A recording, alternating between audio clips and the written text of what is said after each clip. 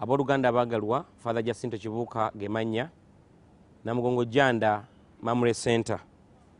Nzize n'ekigambo kino eky'obulamu, Zabuli 23 olunyiri olwokusatu n'olwokuna.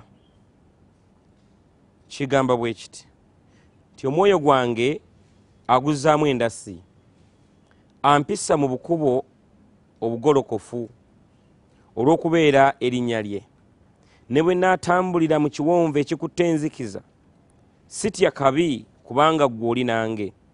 Omuggo gwo n'oluga binkubageza. Abooluganda abaagalwa, manyi bulungi nti waliwo abayita mu buzibu bwenjogerera ebigambo bino. N'ekigambo kino eky'obulamu kinzizaamu amaanyi. Omukama ng'agamba nti ne bw'onooyita anaakuyisa mu bukubo obugolokofu, ne bw'onootambulira mu kiwonvu ekikutte enzikiza, anaaba wamu naawe.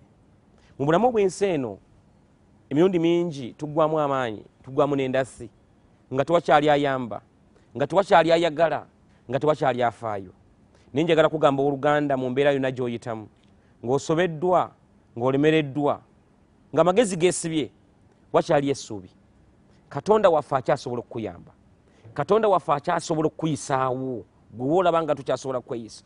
Tolabayo gy'olaga ne gy'ova tokyalabayo. Katonda waffe asobola okukuyisaamu. Mbakubiriza ekigambo kimu, kwe kunyerera Katonda waffe. Agenda kubeera wamu naawe era ajja kukuyisa mu kiwonvu, ajja kukuyisa mu nzikiza, ajja kukuyisa ku butunnumba newandibadde amayengo. Katusabe kummwe eri abali eyo nga muyita mu mbeera enzibu, muyita mu biwonvu ne mu nzikiza. Tusabire wamu. Katonda waffe tukwebaza kubanga bwe tusaba owulira.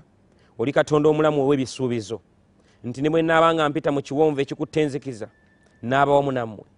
Abaweereza abo n'abazaana bo abayita mu mbeera enzibu mukadde kano, Mukama nsaba omukisa gubabeereko era gubayise we batasobola kweyisa. Be baagala okusiba mu makomera, be batutteko ebyabwe, abali mu ndwadde n'okulemererwa, abali mu bwavu obutagambika, abaleseewo amaka gaabwe, Katonda waffe manyi nti osobola obbayisaawo. Zza obulamu bwabwe engulu, bazzeemu amaanyi, bawe ekikubagiza ekirabika, n'ababadde babasekerera babalabeko nga balaba abantu ba Katonda, Katonda abalabirira. Mukama abawe omukisa ogwo mu linnya lya Yesu Kristo Mukama waffe.